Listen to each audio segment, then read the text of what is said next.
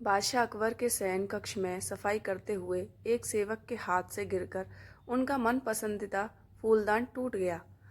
फूलदान टूटने पर सेवक घबरा गया। उसने चुपचाप फूलदान के टुकड़े समेटे और उन्हें बाहर फेंकाया। अकबर जब शयन कक्ष में आए तो उन्हें अपना मनपसंद फूलदान नदारद दिखा। उन्होंने सेवक को बुलाकर उसके बारे में पूछा तो डर के मारे सेवक ने झूठ कह दिया, जहाँपना मैं वह फूलदान साफ करने घर ले गया था, इस वक्त वो वहीं है।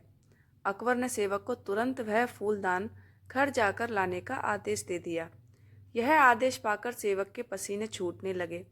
बात छुपाने का कोई औचित्य न देख उसने अकबर को सब कुछ सच सच बता दिया और हाथ जोड़कर माफ़ी मांगने लगा।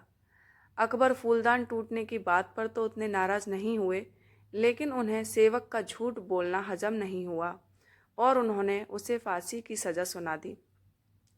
सेवक गिड़गिड़ाता रहा, लेकिन अकबर ने उसकी एक न सुनी। अगले दिन अकबर ने दरबार में इस विषय को चर्चा का मुद्दा बनाया और दरबारियों से पूछा, क्या आप में से किसी ने कभी झूठ बोला है? सारे दरबारियों ने एक स्वर में इनकार कर दिया। जब अकबर ने बीरबल से पूछा तो बीरबल बोला, जहाँपना हर इंसान कभी ना कभी झूठ बोलता है।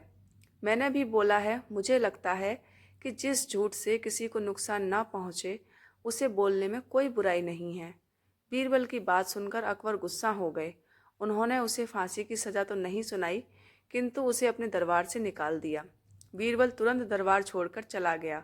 उसे अपनी चिंता नहीं थी, किंतु बिना बात के सेवक का फांसी पर चढ़ जाना उसे गवारा नहीं था। वह उसे बचाने की युक्ति सोचने लगा। कुछ सोच विचार उपरांत उसने घर की जगह सुनार की दुकान की राह पकड़ ली। सुनार को उसने सोने से धान की बाली बनाने कहा। अगली सुबह सुनार ने बीरबल को सोने की बनी धान की बाली बनाकर दे दी, जिसे लेकर बीरबल अकबर के दरबार पहुंचा।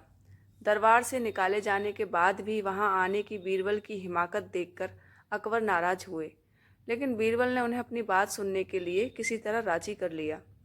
वह सोने की बनी धान की बाली अकबर को दिखाते हुए बोले, जहाँपना एक बहुत ही महत्वपूर्ण बात आपको बतानी थी, इसीलिए मुझे यहाँ आना पड़ा।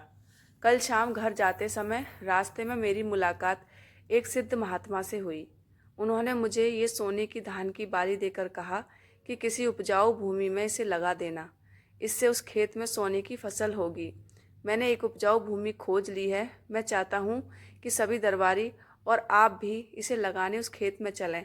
आखिर देखें तो सही कि महात्मा की कही बात सच है या नहीं। अकबर बीरबल की बात मान गए और दूसरे दिन एक नियत समय पर खेत में पहुंचने के लिए दरबारियों को आदेशित कर दिया। अगले दिन सभी नियत समय पर खेत पर पहुंचे। अकबर ने बीरबल को सोने से बना धान का पौधा खेत में लगाने को कहा, लेकिन बीरबल ने इनकार करते हुए कहा, जहाँपना महात्मा ने यह पौधा देते हुए मुझे निर्देश दिया था कि जिस व्यक्ति ने कभी झूठ ना बोला हो उसके द्वारा लगाने पर ही खेत में सोने की फसल होगी। इसीलिए मैं तो यह पौधा लगा नहीं सकता। कृपया आप दरबारियों में से किसी को यह पौधा लगाने का आदेश दे दीजिए। अकबर ने जब दरबारियों से धान का वह पौधा लगाने कहा तो कोई सामने नहीं आया। अकबर समझ गए कि सभी ने कभी न कभी झूठ बोला है।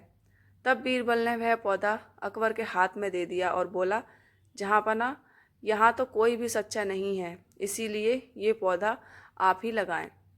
लेकिन अकबर भी वह पौधा लेने में हिचकने लगे और बोले, बचपन में हमने भी झूठ बोला है, कब ये याद नहीं, पर बोला है, इसीलिए हम भी यह पौधा नहीं लगा सकते।